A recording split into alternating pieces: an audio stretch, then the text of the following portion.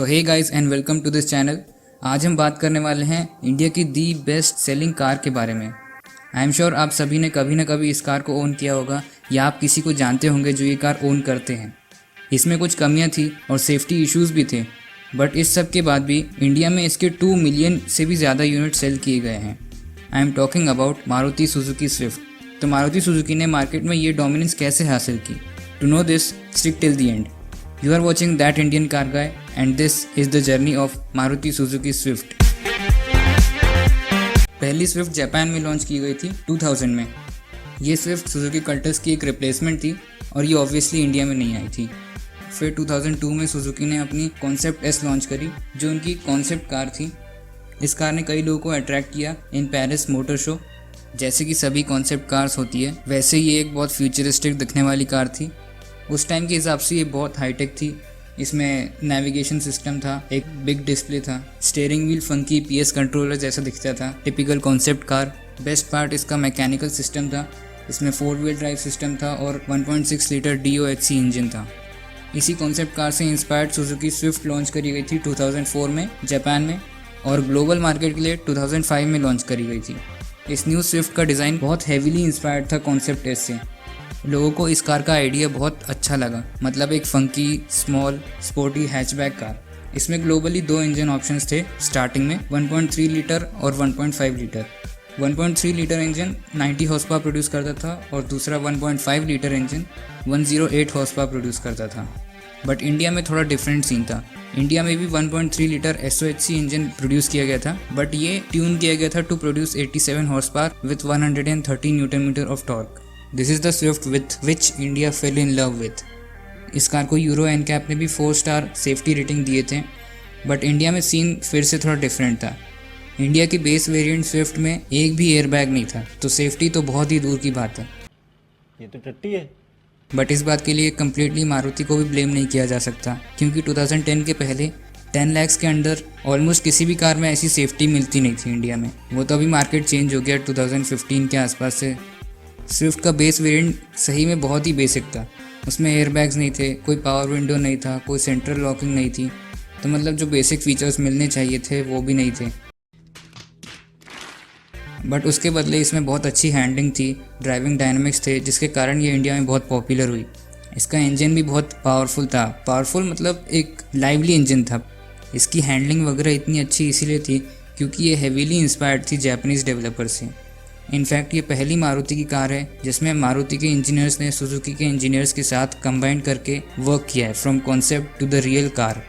Nice. Swift के sales India में बहुत स्ट्रॉन्ग होते जा रहे थे और 2007 में एक और न्यू इंजन ऑप्शन प्रोवाइड किया गया। इसमें फिएट का मल्टीजेट डीजल इंजन यूज़ किया जाता था जो 75 हॉर्स पावर प्रोड्यूस करता था with 190 newton metre of torque. इस इंजन ऑप्शंस ने इस कार की सेल बहुत हाई कर दी थी। इसकी सेल्स इतनी हाई हो गई थी कि 2010 तक इस कार के 5 लाख यूनिट सेल हो चुके थे सिर्फ इंडिया में। इस इंजन को बहुत समय तक यूज़ किया गया है। प्रिसाइसली स्पीकिंग 2020 में इसका डिसकंटिन्यूएशन किया गया था, मतलब 13 साल तक चला ये इंजन।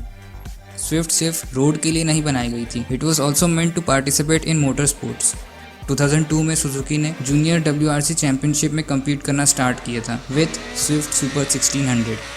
जैसा कि नाम से ही पता चल रहा है, इसमें 1600 सीसी का इंजन यूज़ किया जाता था जो 218 हॉर्स पावर प्रोड्यूस करता था और ये टर्बोचार्ज्ड इंजन था।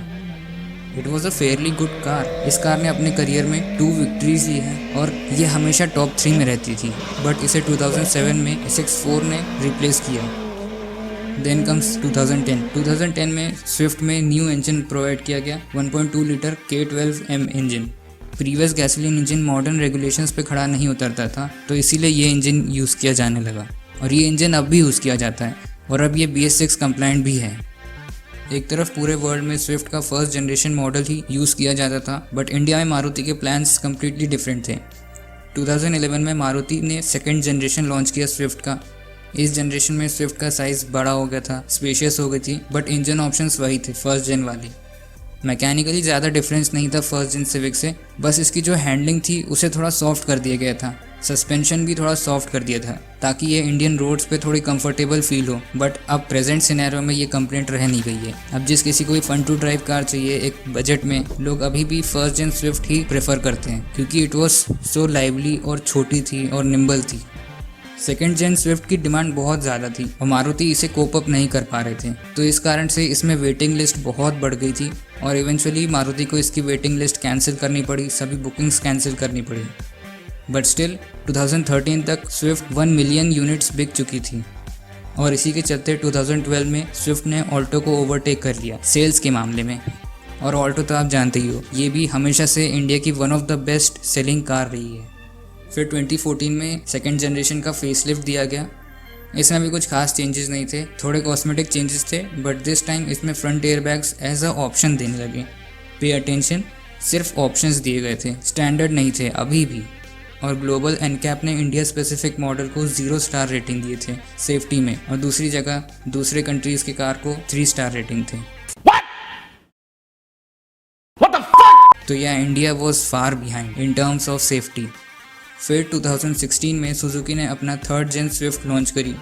2016 में ये इंडिया के अलावा बाकी कई सारी कंट्रीज़ में अवेलेबल की गई थी, ऑब्वियसली जापान में तो थी ही थी। इंडिया में ये 2018 में लॉन्च की गई थी। दिस टाइम ये कार लिटरली अच्छी है। इसमें सभी मेजर टेक फीचर्स दिए गए थे, जैसे कि Android Auto, projector headlamps, Apple CarPlay, keyless go, automatic climate control and many more. This time 2 front airbags as a standard देने लगे।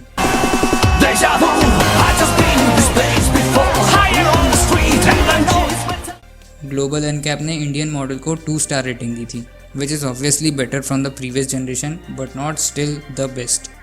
जापानीज़ और ग्लोबल मार्केट में अलग अलग स्विफ्ट के वेरिएंट्स भी लॉन्च किए गए थे, जैसे कि स्विफ्ट स्पोर्ट, स्विफ्ट RS। इन सभी में परफॉर्मेंस बहुत ज़्यादा हाई थी, मतलब इसमें 150 हॉर्स पावर मिल रहा है या 140 हॉर्स पावर का इंजन मिल रहा है, जो कि बहुत ज़्यादा है स्टैंडर्ड स्विफ्ट से।